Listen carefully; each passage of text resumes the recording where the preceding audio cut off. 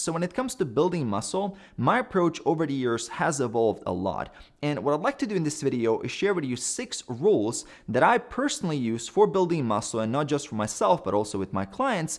And I would like you to take these rules and implement them as a part of your own training routine so you can see better results. So you can make sure that the hard work that you do put in goes in the right direction. So let's dive into it. Rule number 1, make sure you're training with a variety of different repetition ranges. When I analyze programs, for those who've been lifting with me in 6 months to about a year and a half, it's very common to see that for the majority of their compound lifts, they're using sets of 5, typical 5x5, or even sets of 3. They're trying to get stronger, they're trying to pull big numbers. And while this approach can work for beginners to build some muscle as well, when you've gone beyond the newbie gains phase, you will need to do more volume. You will need more sets for each body part per week that you want to grow. And this is where it becomes very impractical to use heavy low rep sets. Compare doing 8 sets of 3 with 3 sets of 8 or 4 sets of 8. 4 sets of 8 is much easier on your connective tissue and your joints. You can finish it quicker. You don't need to rest as much between those sets, and it's overall much more practical to accumulate volume. Now, 8 sets of 3 on the other hand, it's a lot more fatiguing, especially that 7th, that 8th set poses an injury risk as well. If you're doing that under fatigue, it takes a lot longer, and it's just not as practical to get the job done. And the good thing about building muscle is that you can build muscle across all repetition ranges. So there's no reason to limit yourself.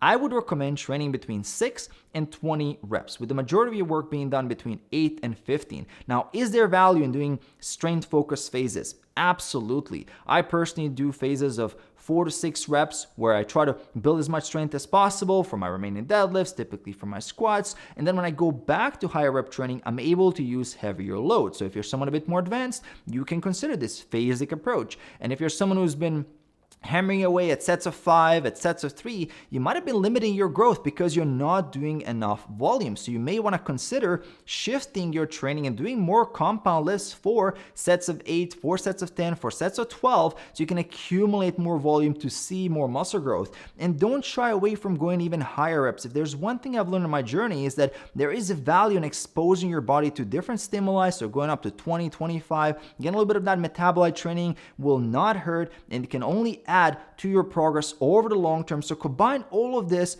into your training program and you will be able to see some excellent results. Rule number 2, master your exercises first. There's an ongoing trend in the fitness industry trying to convince you that there's always a new best bicep exercise that was just discovered, or this new chest exercise, this new tricep exercise you must try out.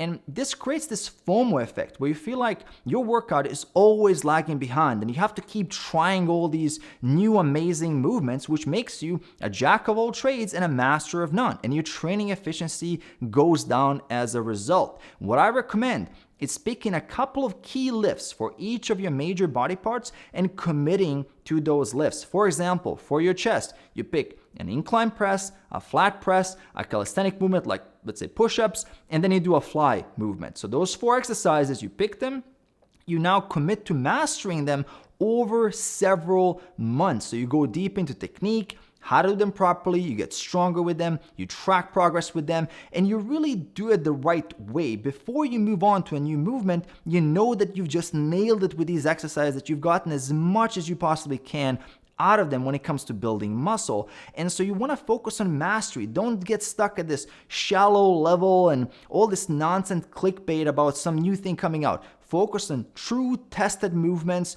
Go deep, master them, and you will start seeing some amazing results. Rule number 3, and probably the most important rule on this entire list, is that you make sure you go below this video right now and destroy that like button as hard as possible. Jokes aside, it means a lot to me, so please go ahead and do that. Third rule is tracking your muscle growth. This one is very tricky to do. Muscle gaining can be a very stealthy process, and for some people it can take months and even years to figure out that they're not making any gains. You want to figure this out as early as possible so you know when to make the change. And I would recommend doing 4 things to track your progress. Number 1, pay attention to your body weight. Very important. Are you gaining, losing, maintaining?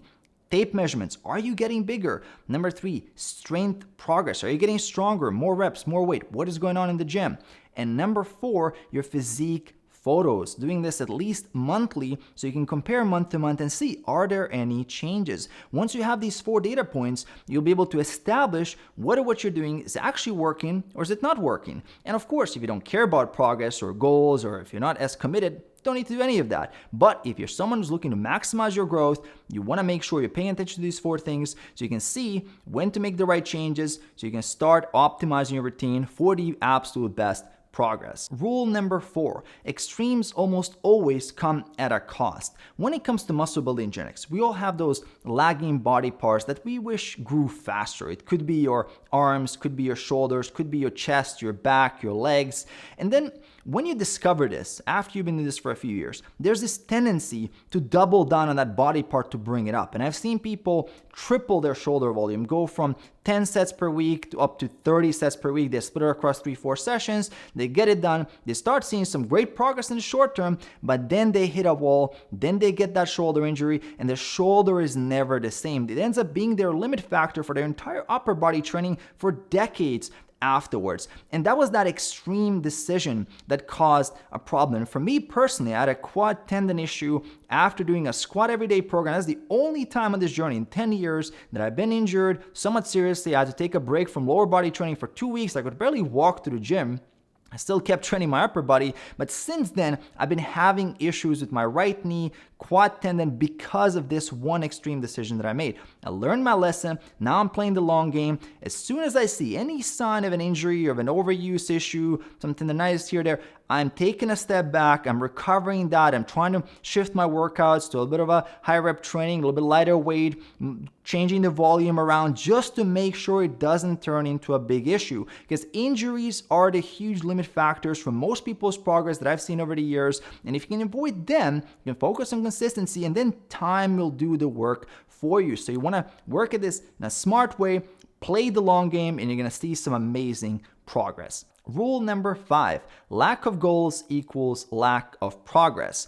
If you're no longer a beginner on this journey, wandering around the gym without a macro level goal where you're headed is a recipe to seeing no results. I know in my own journey, whenever I moved away from goals and I wanted to freestyle things, I wanted to see what happens, I've noticed immediately training motivation goes down, I'm not pushing as hard, diet isn't as dialed in, recovery is kind of suffering a little bit, and overall, I'm just seeing things start to degrade because we humans suck when we don't have a purpose. When we have a purpose behind something, we're going to go through great lengths and discomfort to get it. And this is why it's important to have goals at all times. So if you want to build muscle, set some short-term goals. Where do you want to be in 3-4 months from now? Set some long-term goals, making sure that you have a vision that you're aspiring toward. Same for fat loss. How much do you want to lose? By when? What's the deadline? How are you going to do it? Plan things out so you can concentrate your efforts. Without this, you're going to find yourself dabbling, procrastination kicks in, laziness. That's our nature. So we need to have a purpose behind